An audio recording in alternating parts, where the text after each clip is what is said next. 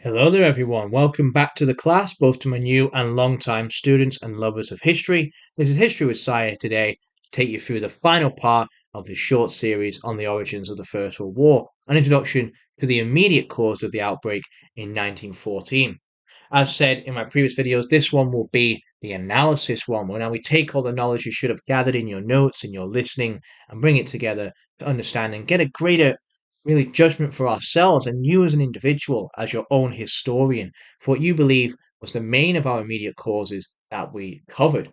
As said in my last video, the main causes were these five on the screen, ranging from Princeps assassination right up to England itself during the war to save Belgium. And of course, there's various things we can discuss, but I think it's quite right for us to go back to the first video and connect it with the primary source that we had initially discussed, which was this one here. And I want to understand with any primary source, was this an accurate depiction of events that happened? Again, a quick recall for yourself. I will, of course, ask you, what did we recall? Indeed, we did recall that there are various issues and facets within this image. We established they were military powers, that there were two clear factions between them, Austria and Germany on one, and then Russia, France, England, and Serbia were on another one. And of course, this came from an American newspaper, a nation we've not really discussed, but of course was an outside observer, a neutral faction, indeed taking note of what was occurring. And so ask ourselves, was this reliable? Is this an accurate representation of the war's occurrence? And a way to go through it is to follow a general structure that we can. Again, this may, of course, again, this is more so for the A level and potentially GCSE students who watch this.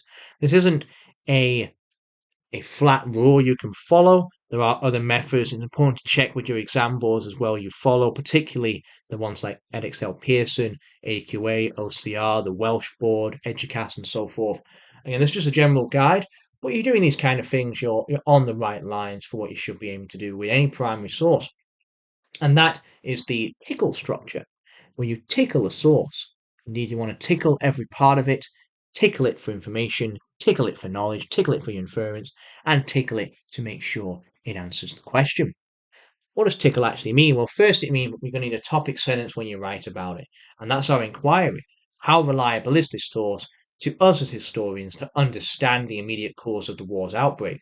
So that's our question. Does it actually do that? And that's where our inference comes in. Again, I'm not going to go into massive detail for how you will answer an essay. There are various ones for how to do this, but a general guide for an inference is, as we said, well, what we can infer from the image, we have a smaller nation, this one here called Serbia, and it's being picked on by this larger one, Austria. It's grabbing them aggressively on the shoulder, raising its fist, preparing to strike them.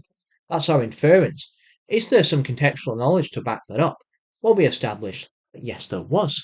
Indeed, Austria-Hungary did be aggressive towards them. They did send that ultimatum. They demanded they want all these concessions, their money, their resources, their sovereignty. They wanted control, they wanted power. And Serbia were the ones who were forced to secede that if they wish. And Serbia was defiant. When I say defiant, it refused to give one of the ultimatums. And so Austria was the ones who responded by getting aggressive and attacking and bombing Belgrade. And so let's take that back. Let's do our final step of tickle, which is the L part, linking it back to the question. So is this a reliable source for what happened? Well, we probably can say it is. There's some good context to back it up there. There's a clear proof that that did indeed happen with Austria and Serbia's diplomatic relations at the time. And so, yeah, it seems to be a fair thing. However, there's other things we can connect the source to as well. That's our reliability, our usefulness. And we as historians might want to challenge that as well. So for what we just said though, it sounds like Austria was the aggressor, Austria the ones who were grabbing hold, striking and declaring war. Well, that means we omit that key bit of knowledge we said, which was Serbia's own Black Hand Group and this underground action that, of course, funding and providing supplies for young Bosnia, the colonel getting involved, Princip gaining, of course, the weapon and assassinating the Archduke Franz Ferdinand. That's some key detail we miss out there. This source, let's be honest, it doesn't directly tell us that. Is that a limitation? Well, again, we are historians. It's up to you to make that judgment yourself. But it's something to consider as you assess this source. That's just one individual way you can do it. There are other ways to do it as well. We still have other nations we've not talked about. Is this generally the right order of how they were engaged? Are these nations accurate? How about the provenance, this information at the bottom here? So, of course, Chain of Friendship coming from an American newspaper, released in July 1914. These useful things to consider. Again, feel free for yourself, write a little bit of a test paragraph, say it out loud as I've just been doing. Perhaps that can prove to you for yourself if this is indeed a source that can be tickled correctly. So that's, of course, essentially just a bit of a look in there for you, some primary source analysis. Again, there are other ways to do it, and there are, of course, essays you could do as well. And of course, it's important for us to consider with any bit of history we learn, to think about, to look on for it, maybe even make connections with our own modern day politics and diplomatic relations in the world for how exactly it can be shown. And so when we think about it, there's a few key questions to take away. The first one for you, these are all for yourself to answer. I'll mention a few things, a few prompts, but again, it's up to you using your contextual knowledge to back it up to decide which of these may indeed be the not correct one, because there's no absolute truth in history, but which one is the most defendable, the most justifiable with the evidence that we can gather. Our first question is, which nation has stood out to us as the most aggressive? Is it Serbia for having these Black Hand groups involved? Is it Austria-Hungary for being the first to declare the war? Is it Russia for coming to their defense when this happened? Is it Germany for giving that blank check to the Austro-Hungarians, giving them that confidence? Or is it more so France and England for being this threat on the Western Front that Germany was paranoid about and had to consider with its Schlieffen Plan? There are all various things to consider there and more, so it's up to you. Something to consider. Which of the five steps do we think of past contributed to this escalating from it was initially just a spat between two nations, a bit of Serbia, a bit of Austria-Hungary, but suddenly it's all-out war across Europe. We have neutral nations like Belgium being attacked. Which step was the most important for that becoming a more European, as we'll see in later videos in the series, global conflict? Was it indeed Germany's for attacking that neutral nation, Belgium? Was it Russia for getting involved between this dispute between Serbia and, of course, Austria-Hungary? I mean, as we established, Serbia was not strictly a member of the Triple Entente. It did not necessarily have to be bringing in Russia as it did. Russia would not have to get involved. It wasn't a conflict. Some could say, just looking at the map geographically, Serbia's nowhere near Russia. It shouldn't be getting involved in this dispute. There's various ways to think about it, up to you to decide.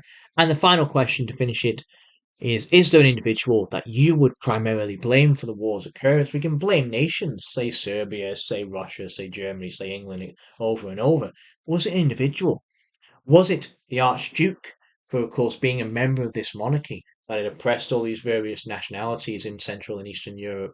Was it Princip for being the one to fire that gun, for not being deterred by the failures earlier in the day and wanting to kill the Archduke?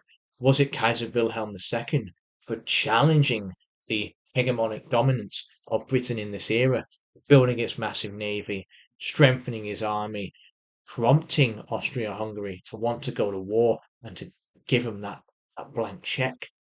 Various ways to think about it. It's all, as I say, for you as the historian to decide. So thank you once again for watching and listening to my series here. I hope you found it insightful. Do, of course, check out more content in my other content as we go forward within the First World War and the conflict at large, and of course some other history series that'll be released throughout the academic year as well. It isn't just, of course, British history here or world history. There are other parts you can consider throughout. Again, of course check out some wider reading as well. I will of course be endeavouring to put a few suggestions in my description box. You may have mentioned things like Christopher Clark, A.J.P. Taylor, and Margaret Macmillan. There are some, of course, what's called preeminent historians on this topic who could be considered. So if you want to expand, maybe as I say, you're an A-level student wanting to study this further for coursework, or maybe you're a university student considering it for a dissertation or a research essay. And of course, the key thing to do is to learn and read more. There's only so much I can fit into this video. There's many things I want to say, but of course, with the nature of it, and we have to keep this within, of course, the confines of the examination. So you want to learn more, want to take your knowledge further, do a bit of wider reading, do, of course, feel free to expand your knowledge further. With all that said, this has been History with Sire on this series on the immediate causes of the First World War. Thank you once again for coming into my classroom and learning a bit of knowledge here about history. I look forward to seeing you in my future lessons. Thank you very much.